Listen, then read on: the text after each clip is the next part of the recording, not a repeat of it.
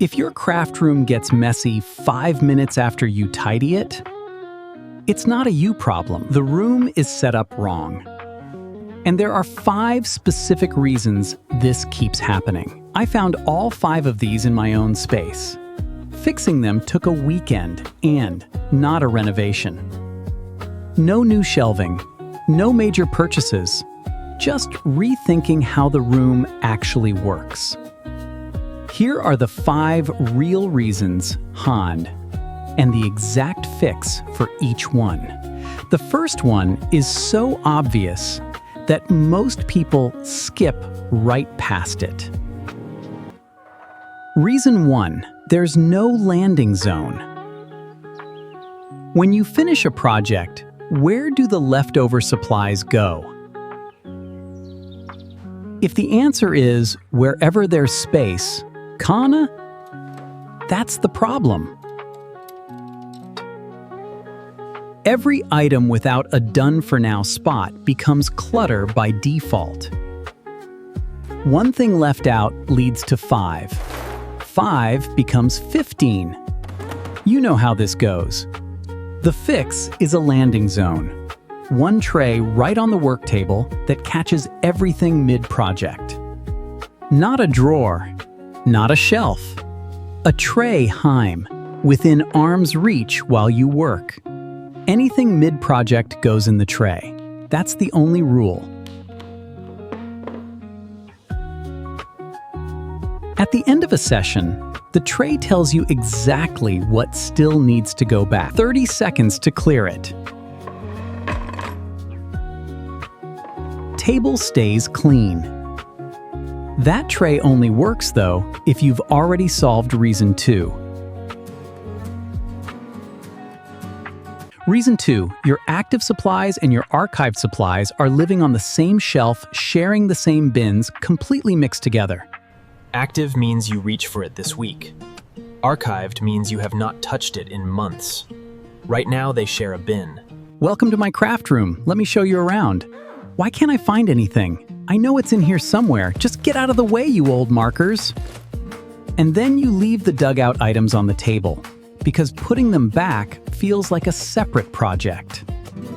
The fix is 2 separate zones, one for what you reach for constantly, one for everything else you keep but rarely use. Active zone goes at eye level, closest to the work table. Grab it without thinking, put it back without thinking. Archived supplies go up high or in a closed box. Seasonal packs, specialty tools bin, they do not need prime shelf space. You do not have to throw anything away. Just separate what you are currently using from what you are storing. Most people find they are actively using about 1/3 of what is on their shelves. The rest is just taking up prime space. You see, our craft room used to be overwhelmed. Now, with a little organization, it's a creative sanctuary. Reason 3 is the one most people genuinely never think about, and it has been hiding in plain sight on the walls. Reason 3 town, the walls are completely empty and the shelves are doing all the work. That is never going to be enough space. Shelves get overloaded, bins get stacked, the room feels cramped even when there is actually plenty of wall space doing nothing. When things are stacked, you stop returning items properly because it is too much effort. So you leave things out. A pegboard changes this. Your most used tools move off the shelves and onto the wall. Visible, accessible, always in place. No more opening 3 drawers to find scissors. No more digging through a bin. They are right there on the wall. Wall-mounted jars work well for markers and brushes. A simple rail with S-hooks handles ribbon rolls and cord spools. The goal is not decoration. It is moving your 10 most reached-for tools off the shelves and giving them a visible, permanent home.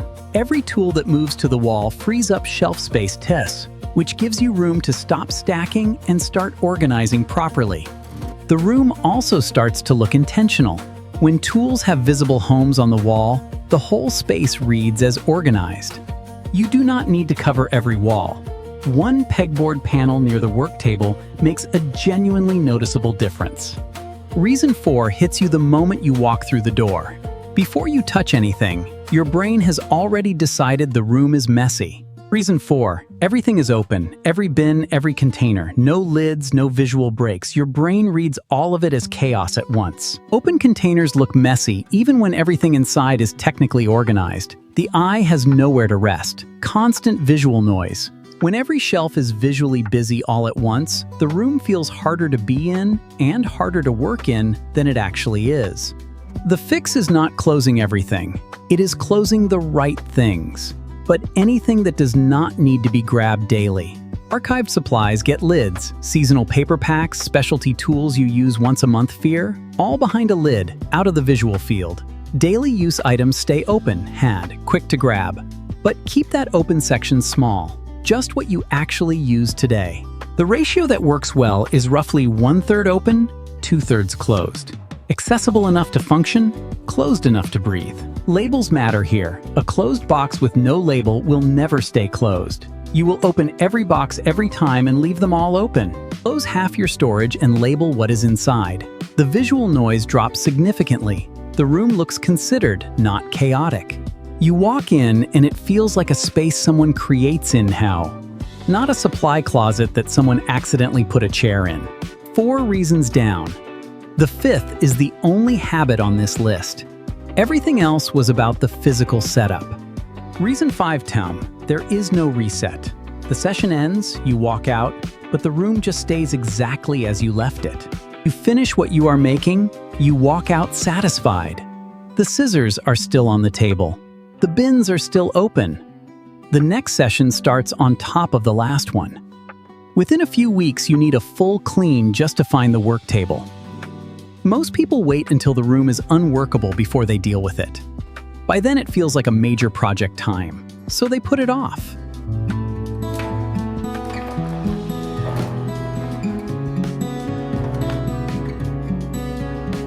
The tray makes this easy. Instead of figuring out what goes where, you just empty the tray. Everything already has a labeled spot. 2 minutes at the end of a session means the next session starts in a clean, ready room. That is the actual payoff.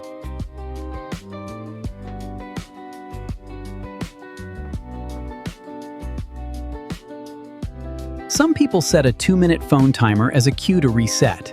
Others leave one small task unfinished as a natural stopping point. Either works. What matters is that the reset happens every session. Not most sessions, but every single one. The reset works well because everything else is in place. The landing zone catches things during the session now, so the end is quick. 5 reasons. 5 fixes. They work together. Each one makes the others easier to maintain. The room will not stay perfect, that is not the goal. But it will stop resetting to disaster after every single session.